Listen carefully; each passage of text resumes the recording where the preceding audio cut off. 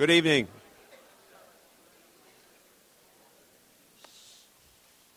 Thank you.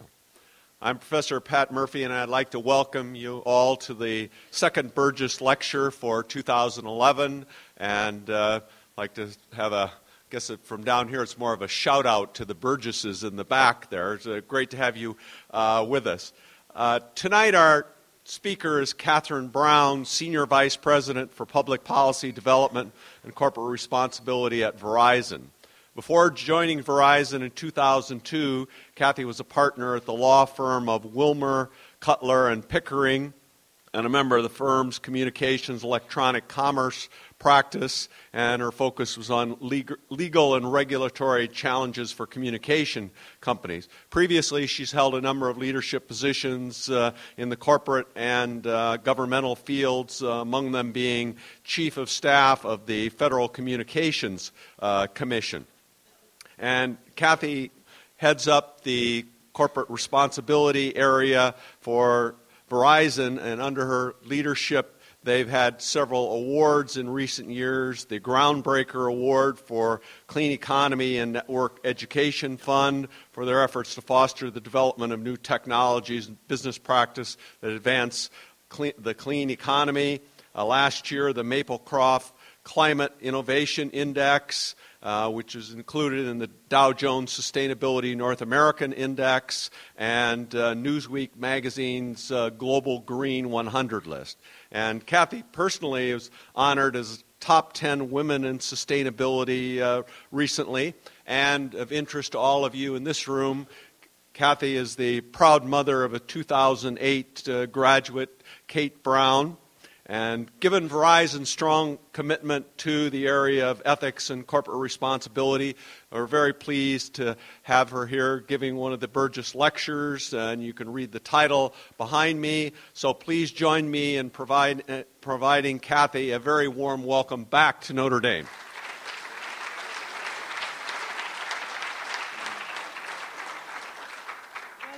All. It's a big group tonight. Thank you for coming out. It got cold here fast, didn't it? Or is this the usual? I appreciate this opportunity. Is this on and loud enough? Can you hear me in the back?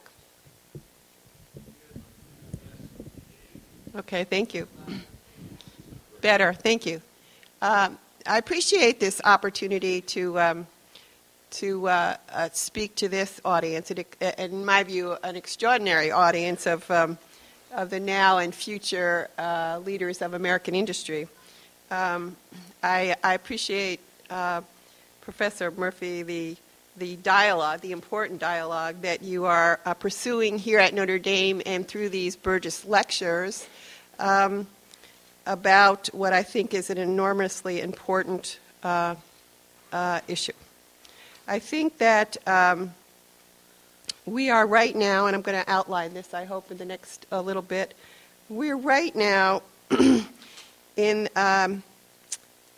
the crossroads, I think, of important decisions for American business.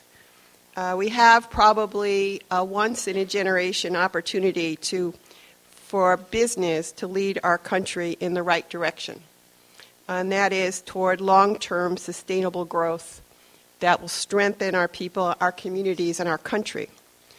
Whether we take this opportunity right now seems to me to depend on business leaders and the businesses they lead, is whether they embrace the ethic, frankly, that this business school exemplifies, and that is excellence in execution, personal integrity, and an understanding of the greater good. I am privileged to work for a company that asks me daily to concentrate on these very issues and to help focus our corporate strategy on what I believe is an honest, forthright, and continuing attempt to make our aspirations actionable. I'd like to describe for you how Verizon has embraced an ethic and a strategy that we're calling shared success. But I want you, when asked to do these kinds of lectures, it gives you time to think about other things. And so I hope you'll indulge me allowing me to share some of my own thoughts about these crossroads that I just mentioned. Our economy is not growing. Indeed, every day we hear dire predictions of America's decline, complaints of stifling debt, of bloated spending. Our leaders appear confused about how to respond. Our citizens are angry, dispirited, and convinced by 72% that the country is on the wrong track. The press calls daily for government to do something. At least where I come from, and that's Washington, D.C., there is an interminable discussion about who we should fire next year in the next election, as unemployment remains too high, foreclosures continue, and poverty is on the increase. There's no doubt that there are actions that the government can take to boost consumer confidence, to create investor certainty, and to strengthen the safety net for those who are suffering the devastating effects of this great recession. The how to achieve those outcomes is what's being hotly debated in our fractious democracy, even as we meet tonight. But tonight, I'd like to address a different aspect of the debate. How is it that, on the one hand, American business is touted as the engine for future economic growth, while on the other, at the same time, it is condemned as the villain who created the whole mess? Numerous polls tell us that Americans believe both things and both at the same time.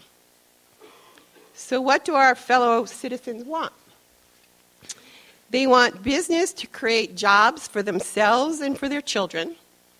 They want their children to be better off than they are. And for the first time in decades, they don't believe that's going to happen. And they want to be treated fairly as employees and as consumers. They want a new compact with American business.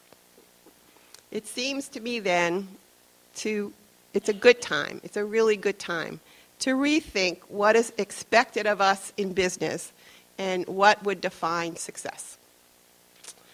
So let's start with this proposition, that the creation of wealth is a necessary ingredient for economic growth. Private enterprise creates wealth that, at least in our economic democracy, is shared among owners, workers, and consumers.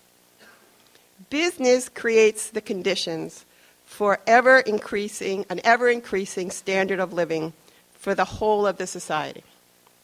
Indeed, Harvard's Professor Benjamin Friedman posits in his treatise, The Moral Consequences of Economic Growth, that a rising standard of living not only results in material benefits for individuals like better health care, longer lives, but it results in a greater moral good. Societies, he says, that experience rising standards of living relative to their own baseline, so wherever they are, if that standard of living is going up, those societies are characterized by increased opportunity for their members, for tolerance, for social mobility, fairness, and stronger democratic institutions. In a follow-up essay that the professor did a number of years after his book, he further argued that the corollary is true, that decreasing standards of living results in the weakening of social cohesion, and move the society not toward the moral good, but the other way. So, he says, we should care deeply about economic growth. So what is causing this disconnect in the current relationship of citizens to business? If the inherent business of business is good, if it's inherently good, why are we not enjoying a high reputation at this moment? Jack Bogle, in his fabulous little book, Enough, gives us some straightforward and compelling insights. He is the founder of the Vanguard Fund, one of the best producing funds out there on Wall Street. And I had the pleasure of listening to him at our CEO's annual senior leaders meeting. And I think I know why he was brought in to talk. Mr. Bogle cites profit-taking, not profit-making, profit-taking, as the source of the current financial crisis. He faults too much speculation and not enough investment for killing long-term sustainable growth. It was and is the short-term extravagant profit-taking of the few that wiped out the value for the many. It was this practice, this way, this ethic in business that, in my view, resulted in the broken compact. Because it was what created the disaster that has just rippled through our economy and through the world. Bogle eloquently calls upon business to return to long-term, sustainable value creation that is rooted, in his words, in stewardship and trust. I've commented elsewhere on how this exhortation captures both the requirement of financial stewardship as well as environmental stewardship. More about that in a minute. Lynn Sharp-Payne at the Harvard Business School has put her finger, in my view, on the other cause, and that's the disconnect between financial decision-making and ethical discernment. We all sort of know what was right or wrong about putting capital expense in the expense column and what happened at Enron. We understand really clearly that that was wrong. But so many of the decisions we make day in and day out have ethical components to them. And this idea about ethical discernment, it seems to me, is enormously important.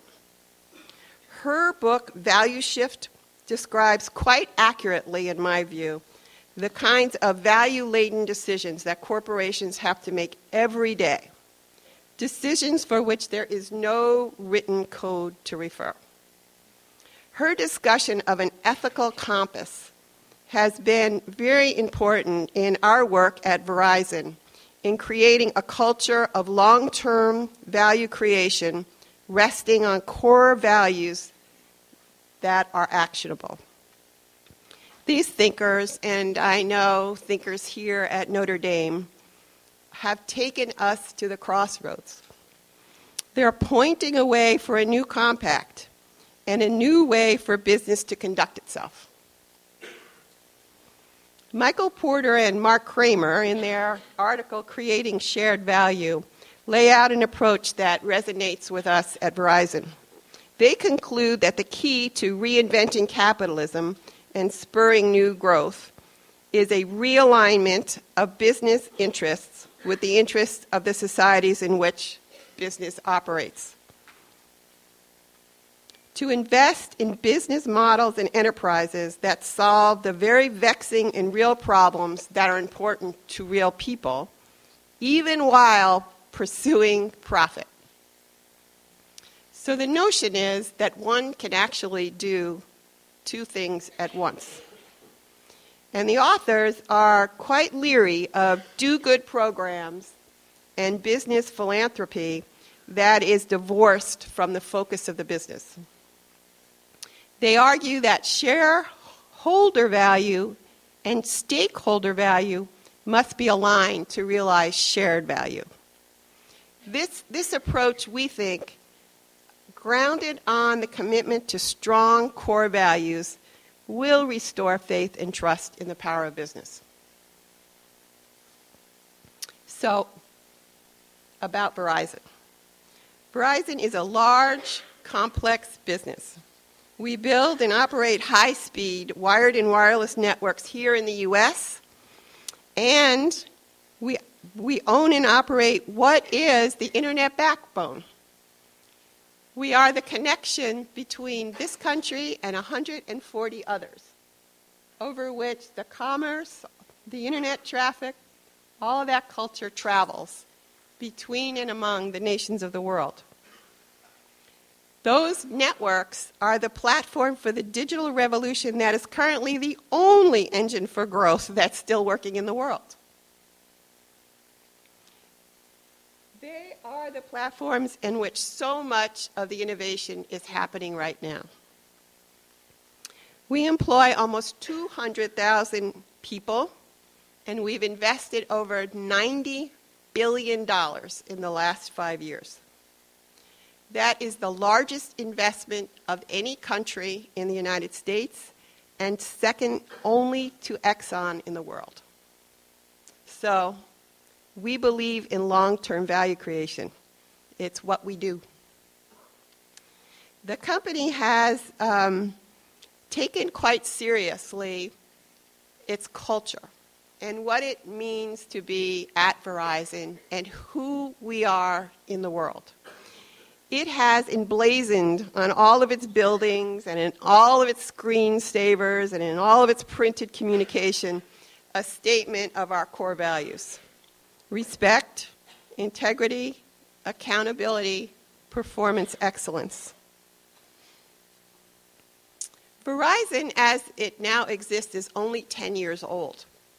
It is the result of mergers, acquisitions, alliances of numerous companies that came together to create this international huge company that has assorted technologies that it's putting out into the world. And it was very important to the CEO at the time, and I spent a lot of time on this with him, that the culture of this combined company be grounded in these values which were core to him and he thought core to the success of the company. So again, integrity, respect, accountability, performance excellence. Our new CEO, who is Lowell McAdam, who was the head of the wireless company and now has been made the CEO of Verizon, while Ivan Seidenberg has moved to the chairmanship of the board in a executed transition. His very first action as the new CEO of Verizon this past year was the adoption of what he calls the Credo. It's a statement that operationalizes these values by describing the way that we are to do business. We use a symbol of a thumbprint to remind us that we have our fingerprints on everything we do and that we need to strive to do things better every day. There's a deep sense of pride that is connected to this effort by the new guy who's going to take the company in yet a new direction.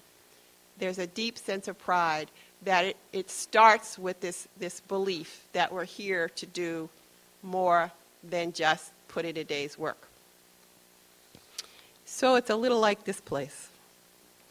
Our commitment to the communities in the world in which we work is stated quite simply in the Credo.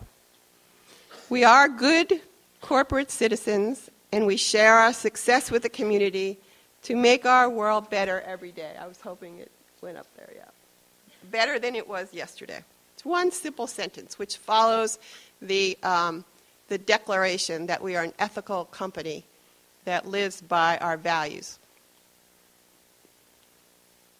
And just as our commitment to performance excellence in customer service, in provisioning the networks, in technology innovation is central to what we do at Verizon, we have an integrated, actionable plan for shared success. So let me show you what that looks like. I'll put up that model. So here is sort of the one page on what we call shared success and the belief by which we're doing what we're doing.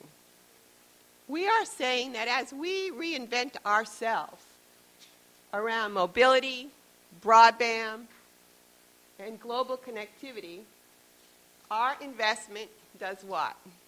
It creates the platform for long-term growth, not just for us, but for America and the world. That is what we believe. To the depths of us, that is what we believe. That statement was written by Ivan Seidenberg. We're driven by what? The passion of our people, guided by our culture of integrity, performance, and inclusion, and committed to providing customers with products and services that are safe, reliable, and accessible. So delivering long-term business and social value is core to our identity. So we've said that we need to actually have initiatives that are integrated into the company to realize that notion of shared success. And we've put them in these three categories, which we think are most important to our core reputation, our core commitment to the community. And that is to solutions, to service, and to sustainability. And we're serious about the solution piece. I just spent the last week with the new head of solutions, who's come in to think about how to leverage the power of these networks for solving problems for which there is both a market and a need. What are they? What's the top of the list? Healthcare. Second top of the list, education. Next, energy. Right now, the digital innovation that is going on high-speed networks is ripe for exploitation to solve other problems. So the work that this group is doing right now is assessing two things. What is the need out there for mobile health delivery? What's our capacity to do that? And how would we fare in the market? The business guys are doing that. The piece I'm doing is, what are the public policy barriers to Verizon actually being involved in those adjacent markets? We're not known as healthcare people. Nobody thinks of us first when they think about energy efficiency. IBM stole that thing with their very good advertising. So how does Verizon enter those markets? The CEO has picked 50, as he says, of his smartest leaders to come together and figure this out. Now, this whole push is completely aligned with the business interests in finding new markets for our plant, for our technology, for this new wireless world, for the demand for mobility in everything in your life, and for the call, really, of the community itself to use these technologies to save money, to improve results, and to get whatever they want, whenever they want it, wherever they want it. It's an enormously ripe opportunity, and it's what we're calling shared success. The second piece is service. And here we really do mean what we do on the philanthropy side. We give $75 million a year to communities around the country for their needs. And we're trying to focus that giving on communities that want to use technology to see if they can't solve problems. It almost is like a little incubator, but done with real grassroots kind of efforts. It's very exciting to be involved in that. And the third area is sustainability. And our commitment to sustainability encompasses both what we do inside the company with huge, huge energy usage for our networks, for the very transport of those bits around the world. There's an energy unit for which we came up with a measurement to measure the amount of energy per terabyte of bits moving around the world, and to see if we can improve it this year by 15%, next year by another 15%, and the year after that too. We have the second largest fleet in the United States of those trucks and those cars, and we've been looking at alternative energy, trying to figure out what to do about electric energy, very difficult with the infrastructure. And yesterday I just sat with the CEO to talk about what we're going to do with natural gas. Looks like, after a very big meeting he had with FedEx, that there might be a way for the largest fleet owner in the country and we to start to do something to do what? To create a market. Our products and services, similarly, that we sell into the market, we want to ensure that they are equally sustainable. So those devices, that they're made with sustainable material, that the life cycle we're paying attention to, that the recycling efforts are responsible, and that the supply chain lives up to the same code that we do. So we think when taken together, Verizon can and does make a difference. We can and do keep our promises. And we can strengthen the trust that our customers, our fellow citizens have in our company, and we can strengthen the pride of our people. None of this happens without leadership. The kind of relentless attention to execution that is passionate about service, excellence, and people. Verizon has strong, competent leaders. They can exhaust us with their drive to do better every day, the drive to perfection, and this notion of wait, not enough. Your best is still for tomorrow. But they can accelerate us as well when the result of our work is a better world. So, a couple of thoughts about leadership. I look at this audience and I know that you are thinking yourselves about what it is going to be like to enter this pretty complex world that, by the way, is full of problems but full of opportunity. And it seemed to me that unless you're Sergey Page, maybe one of you are here, or Bill Gates, that you're probably not going to go out the door as the leader. You're probably going to go out the door as a follower. And it seems important, in my view, that you have a notion of what you do as a follower when really you'd like to lead, but nobody's going to let you just yet. And so I just had a couple of small thoughts.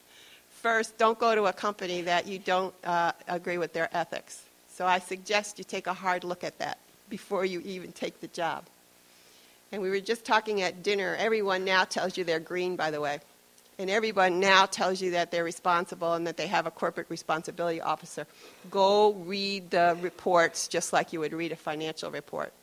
You wouldn't take someone's word that they have the best technology without reading the report. So I would do the same here. Second, work for a boss that you respect and who's smarter than you. Someone who you can learn from some more and you can go and ask the questions to. Someone who you wish you could be like, someone you may be someday. And then, you got to be a good follower. You got to trust the leader, but you got to verify. If you have some of those bad feelings, you have to find a way to be able to figure out why. You have to know whether you're in the right place at the right time or the wrong place at the wrong time. And that means you have to be alert, you have to be thoughtful, and you have to be questioning. And it's not easy. I watch it in my own big company. It's not easy for me, and I've been there 10 years. It's not easy for someone who walks in the door. So you have to find a way to assess that. And then I think you have to be able to be thinking about those valued, long-term alternatives to something you don't like what you're seeing. So what's the alternative? As Ivan would tell all the newbies, don't be a pain in the ass. That's what he would say. Don't be a pain in the ass. Don't make me work harder. but make me work better. Tell me something I don't know. Challenge me with something I ought to be thinking about, but don't whine. And I always thought it was pretty good advice. Nobody needs it. They're too busy. But if you have a good idea and you can present it and you can show an alternative path, you will be the leader someday. So let me just say in closing that I started out by saying that we're at a crossroads and that we have a once-in-a-generation opportunity to choose the right path. I'm quite convinced you're the right generation, and you are the generation who can choose the right path. I have this little fantasy about all of you business students and MBA students across the nation just refusing to go to a company that is dedicated to short-term profit-taking, just refusing to go. And instead, go work for a company that's talking about long-term value creation, that cares about being there after the IPO, that actually cares about having employees who can make a livelihood with the company, who actually cares that when you retire, your stock is worth something. And now is the time you have to start making those decisions. The decision that when you wake up every day, you're glad to be there, that you haven't taken a job and stay in a job just to pay off your student loan. Big, hard decisions, but now is the time. So I thought I would just end, if we could do this, Chris, with it's just a little 3-minute film on what we're talking about when we say shared success.